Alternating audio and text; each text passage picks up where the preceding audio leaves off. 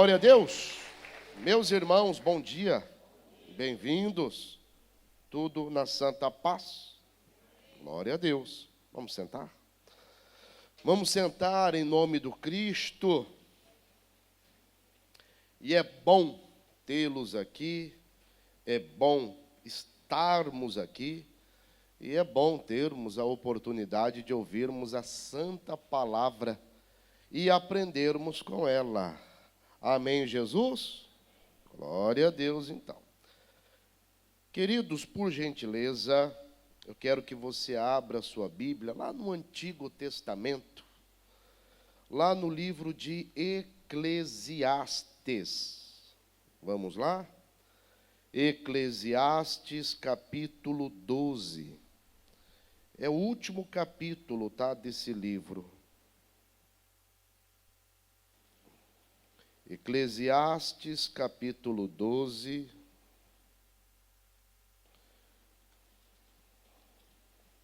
E nós vamos ler aqui os versículos 13 e também o 14, tá?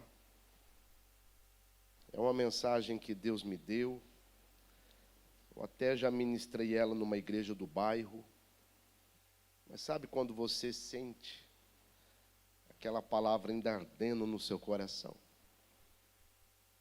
Entendi então que Deus quer que todos nós que aqui estamos também venhamos escutar isso da parte de Deus. Amém, povo do Senhor? Eclesiastes, capítulo 12, versículos 13 e também o 14. Todos encontraram, irmãos? A propósito, já desligaram também o telefone? Pastor, eu esqueci de desligar o meu. Então desligue, por favor. Ou pelo menos coloque ele aí no modo silencioso ou no modo avião. O importante é ele não fazer barulho no momento da pregação. Amém, Jesus? Vamos lá, gente. Eclesiastes 12, versículos 13 e 14 diz assim, ó. De tudo o que se tem ouvido, o fim é, ou seja, a conclusão é, teme a Deus e guarda o que, irmãos? Os seus mandamentos, porque este é o dever de todo homem, porque Deus, olha só, há de trazer a juízo toda obra e até tudo o que está, o que, igreja? Encoberto. Quer seja bom, quer seja o quê? Mal. Vamos ler novamente o último versículo, que é o 14, ó. Porque Deus há de trazer a juízo toda obra e até tudo que está encoberto, quer seja bom, quer seja mal. Irmãos, a Bíblia Sagrada fala, ela nos alerta a respeito de um grande dia de juízo. E a Bíblia Sagrada, ela sempre levanta essa questão. Inclusive, o texto que nós estamos lendo é um livro que ele faz parte do chamado Antigo Testamento. Mas, ainda no Antigo Testamento, várias partes das Escrituras já apontam para um dia de juízo. E a grande verdade é que isso que nós acabamos de ler, um dia vai acontecer, irmãos. Um dia todos nós estaremos diante do Senhor. Ninguém vai escapar.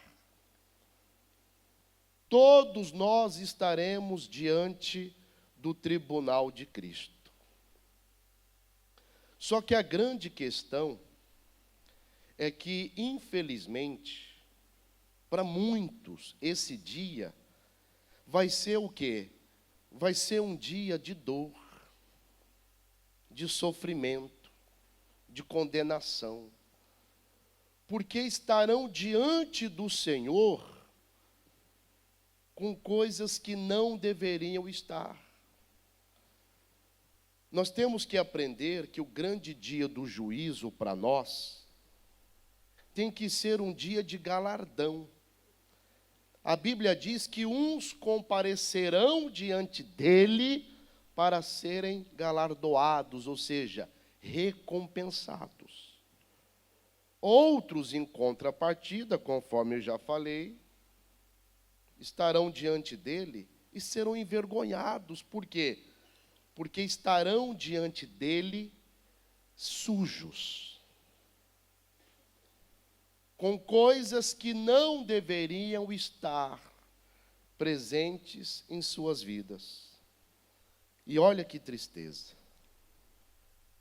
E quando nós olhamos, conforme eu já falei, para a Bíblia Sagrada, ela levanta ali várias partes que apontam para esse dia de juízo. Tipifica esse dia de juízo.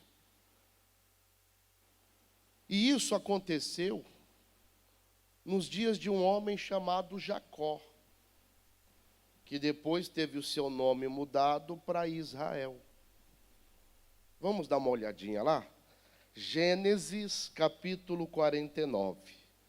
Olha só o que aconteceu aqui, gente. Gênesis capítulo 49. É o primeiro livro, tá? Do Antigo Testamento.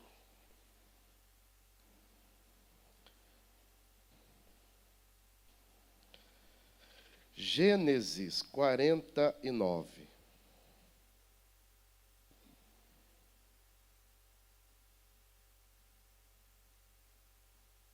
Acharam? Amém. O texto sagrado diz assim, ó. Depois chamou Jacó a seus filhos e disse: ajuntai-vos e anunciar-vos-ei o que vos há de acontecer nos derradeiros dias. Ajuntai-vos e ouvi, filhos de Jacó, e ouvi a Israel, vosso pai. Então você pode ver que ali, Jacó, que agora era conhecido como Israel, ele sabia que ele tinha pouco tempo de vida. Ele já era ali bem avançado em idade, provavelmente já estava sentindo ali, né, o peso da idade, e ele sabia que a qualquer momento ele podia fechar os olhos. E ele então convoca ali os seus filhos para estarem diante dele. Por isso que eu disse para você, isso daqui tipifica, irmãos, um dia de juízo. Por quê? Porque um dia todos nós estaremos também diante de quem? Do Pai. E diante do Pai, tudo vai aparecer. Por isso que nós lemos agora lá em Eclesiastes, põe novamente para mim, Eclesiastes capítulo 12, versículo 14, porque Deus há de trazer a juízo toda obra, e até tudo que está o quê, gente? Encoberto. Quer seja bom, quer seja mal. Tudo vai aparecer, irmãos. Até aquele segredo mais oculto, até aquela coisa mais bem escondida, vai aparecer.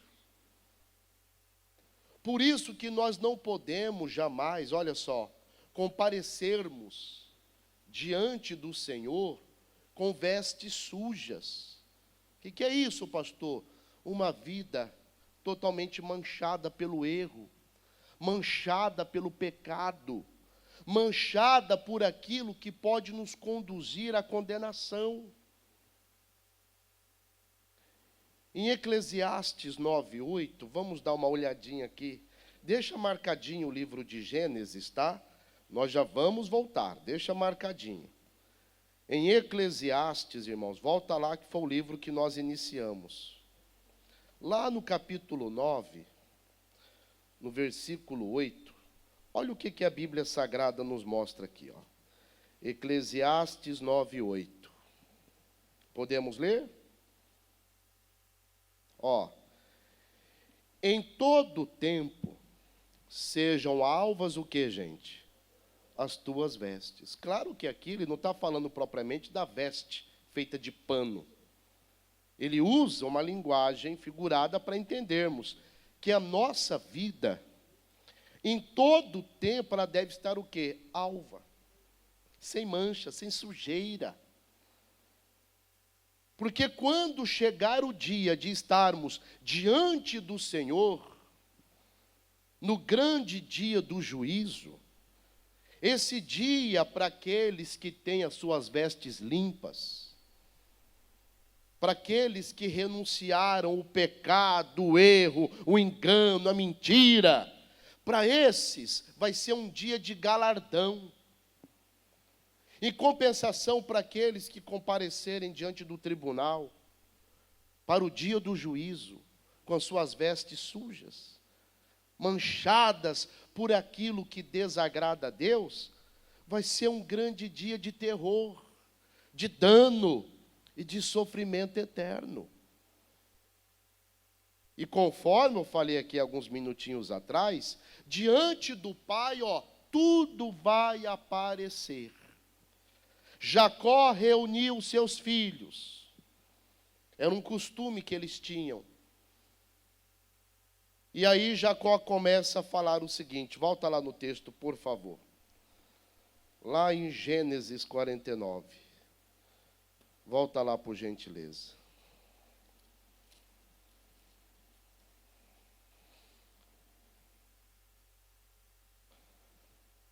Aí no versículo 2, vamos ler novamente, diz assim, ó. Ajuntai-vos e ouvi, filhos de Jacó, e ouvi a Israel, vosso pai. Aí ele começa pelo Rúben, né, que é o primogênito. Está aqui no versículo 3, ó. Rúben, tu és o meu primogênito, minha força, e o princípio de meu vigor, o mais excelente em alteza, e o mais excelente em poder. Eu fico imaginando, sabe? O Rúben, ouvindo essas palavras de Jacó, ouvindo essas palavras do pai dele. Eu fico imaginando ele ouvindo aquilo e talvez ali se enchendo, sabe? Todo orgulhoso de si mesmo. Olha o que meu pai está falando de mim. Até porque o primogênito, sobre ele repousava a bênção da primogenitura. Né? Quando o pai falecia, que era o patriarca, então a bênção da primogenitura era passada para o primogênito, obviamente, o nome de estudo, né? Então o primeiro filho, homem, tá, gente? É só homem. Um casal podia ter na época 10 filhas. Se não nascesse um homem, a descendência daquele cidadão não era contada. Só era contada a partir do nascimento de um homem. Olha que coisa. Então Rúben era o primogênito. Então ele ouvindo aquilo, ele falou, pronto, daqui, né, papai vai partir, não quero que ele parta, mas quando ele partir, a maior parte da herança vai ser minha, metade da herança vai ser minha, a outra metade vai ser dividida entre os demais. Eu vou virar, olha só, o patriarca, ou seja, o chefe dessa família. O Rúben estava lá todo orgulhoso de si mesmo. Oh, meu Deus. Só que a alegria dele durou pouco. Porque olha o que o Jacó falou em seguida. Dá uma olhadinha. Olha só, versículo 4, ó. Inconstante como a água, não serás o mais excelente. Porquanto, o que ele fez? Subiste ao leito de teu pai, então o contaminaste. Subiste à minha cama. Eu fico imaginando o Rubem, sabe? Ele com aquela cara toda alegre, o pai dele falando dele todo feliz. Daqui a pouco, quando Jacó começa a falar o que ele ouviu, ele... Em outras palavras, fui descoberto. E o que o Rubem fez? Irmãos, Jacó, ele vivia numa época em que, coloca entre aspas, tá? Era normal a poligamia. O homem, ele podia ter mais de uma esposa. Ó, detalhe, na época, tá? Era um costume deles. E era uma coisa tolerada por Deus. Não que Deus aprovasse, mas Deus tolerava. Hoje não, viu, irmãos? É marido de uma só mulher. Mulher de um só, acabou. Então, Rubem, ele estava tendo um caso com uma das mulheres do pai. Uma mulher chamada Bila. E quando Rubem estava ali, olha só, diante do pai dele, ele deve ter pensado, olha, papai vai partir, papai nunca descobriu o meu rolo com a Bila. Papai vai partir e olha, consegui sustentar esse segredo até agora. Bobinho. Irmãos, bobinha é a pessoa que acha que se esconde de Deus. Provérbios 15:3, a Bíblia é muito clara. Eis que os olhos do Senhor estão em todos os lugares, contemplando os bons e os maus. Ninguém se esconde de Deus. Ó, absolutamente ninguém. Todos nós estamos nus diante dele. A Bíblia diz isso em Hebreus 4. Lá nos versículos 12 e 13, a Bíblia diz, porque a palavra de Deus, ela é viva e eficaz. Ela é mais afiada do que uma espada de 2 gumes. Ela penetra na divisão entre a alma e o espírito, entre juntas e medulas, e é apta para discernir os pensamentos e as intenções do coração. E a Bíblia afirma no versículo seguinte: não há criatura alguma encoberta diante dele, antes estamos nus diante daquele com quem um dia teremos de tratar. Está todo mundo nu diante de Deus, ou seja, Deus enxerga o seu interior. Deus sabe de tudo. O Pai sabe de tudo. Por isso que não podemos chegar diante dele com as vestes sujas, manchadas pelo pecado. Por isso que o tempo de se livrar do pecado, do engano, da mentira, da condenação, não é lá no estado eterno, é aqui, nesse plano terreno. É aqui que nós temos que ajustar a nossa vida de acordo com a palavra, para que possamos, chegar diante dele, quando fecharmos os olhos aqui nessa terra, com as nossas vestes limpas, irmãos. Aqui nesse plano terreno é a oportunidade que nós temos para nos livrar do pecado que pode nos condenar, da sujeira que pode nos envergonhar. O Pai sabe de tudo. Em Gênesis 35, é só você voltar um pouquinho aí a Gênesis 35.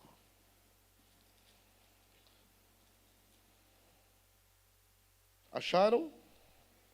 Vamos ler o versículo 22. Olha só. E aconteceu que, habitando Israel naquela terra, foi Rubem e deitou-se com quem? Com Bila, concubina de seu pai. E Israel, o que, gente? Soube-o. Por isso que eu falei, o pai sabe de tudo. E por que você acha que o Jacó, que é Israel, não foi tomar satisfação? E aqui eu vou fazer uma interpretação extensiva, tá? É aquilo que eu posso fazer sem ferir a palavra. Provavelmente Israel, que é Jacó, estava dando tempo para o seu filho Rubem se arrepender. procurar o Pai, confessar o pecado e se acertar, se limpar. Mas eu fico imaginando, sabe? Imaginando o quê, pastor? Os dois ali. Olha, Bila, Bila, é o nosso segredo, hein? Bila, você não fala, não abre a boca, mulher. Aí ela do outro lado, Rubem, você acha que eu sou doida? Fica quieto, rapaz. Jamais vou fazer uma coisa dessa. Ninguém vai descobrir o nosso segredo, ninguém. Isso daqui é uma coisa que nós vamos levar para o túmulo. Ninguém vai descobrir. Irmão, até túmulo um dia abre. Eles achavam que Jacó não sabia. Jacó sabia de tudo. Gente, mais uma vez eu vou falar. O Pai sabe de tudo, irmão. Não adianta você querer se esconder, eu querer me esconder, ou achar que eu consegui encobrir alguma coisa. Pode até encobrir do marido, da esposa, do patrão, do pastor, do amigo, do irmão, do pai, da mãe. Mas isso daí pouco importa. Diante de Deus, tudo vai aparecer. E é aquilo que o missionário R.R. Soares sempre fala. É melhor você passar alguns minutos vermelho de vergonha aqui nessa terra, procurando a quem você tem que procurar e se acertar, do que você passar vermelho a eternidade toda, sofrendo na condenação. Os dois provavelmente se combinaram ali, olha, isso aqui é segredo, hein? Ninguém pode descobrir. Mas no grande dia que os filhos estavam reunidos diante do pai, ali começou a aparecer a coisa. Por isso que eu disse, aquela reunião familiar nos dias de Jacó tipifica o dia do juízo, gente. E detalhe, isso aí, quando os dois começaram a se envolver, Jacó e a sua família ainda estavam em Canaã. Eles não tinham migrado ainda para o Egito. Sabe quantos anos Jacó e a sua família passou no Egito? Ou melhor, passaram no Egito? Alguém sabe, gente? Não? Em Gênesis 47 a Bíblia diz. Põe para mim aí, por gentileza. Em Gênesis 47, a Bíblia Sagrada mostra. Quer ver? Deixa eu mostrar para você aqui. Em Gênesis 47, eu anotei aqui, já vou pegar o versículo para vocês. A partir do 28. Gênesis 47, a partir do 28. E Jacó viveu na terra do Egito, quantos anos? 17 anos. De sorte que os dias de Jacó, os anos da sua vida foram 147 anos. Mas vamos falar desses 17 anos. Olha só. Quando Rubem estava tendo lá um caso com a Bila, eles ainda estavam lá em Canaã. Ainda estava longe de acontecer aquilo que já sabemos. Aquela fome que assolou toda a terra.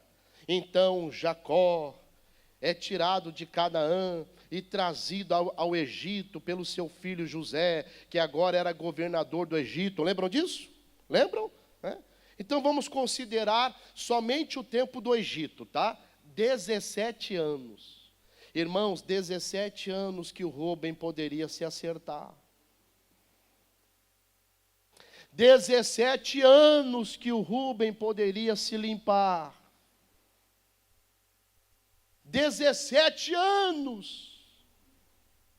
Tem gente que é assim, ela apronta e nada acontece. Apronta e nada acontece. Apronta e nada acontece, apronta e nada acontece, apronta e nada acontece. Aí a pessoa começa a se sentir segura. Aí ela começa a confundir, sabe o quê? Misericórdia com impunidade. Eu apronto, nada acontece. Eu não estou tão mal com Deus assim. Tá, filhinho. O problema é que Deus está te dando tempo, está te dando a misericórdia para você aproveitar, para você abraçá-la. Tem gente que todos os dias chuta a misericórdia. Aí vão clamar por misericórdia quando não tiver mais jeito. Gente, a misericórdia de Deus é para quanto estamos vivos. Cessou a vida, passamos para a eternidade, acabou a misericórdia, irmão. Por quê? Porque fechando os olhos aqui, vamos estar no plano eterno. Na eternidade não tem contagem de tempo. A Bíblia diz que as misericórdias do Senhor se renovam a cada manhã, ou seja, se renovam enquanto tem contagem de tempo. Cessou o tempo, cessou misericórdia. 17 anos que o Rubens sustentou aquela infidelidade contra o seu pai. O segredo dele com a Bila, ele achava que nunca seria descoberto. Mas foi. A Bíblia diz, irmãos, que Jesus vai julgar os nossos mais profundos segredos. Sabia disso? Já estou terminando já, tá? Em Romanos capítulo 2, vamos lá. Romanos capítulo 2.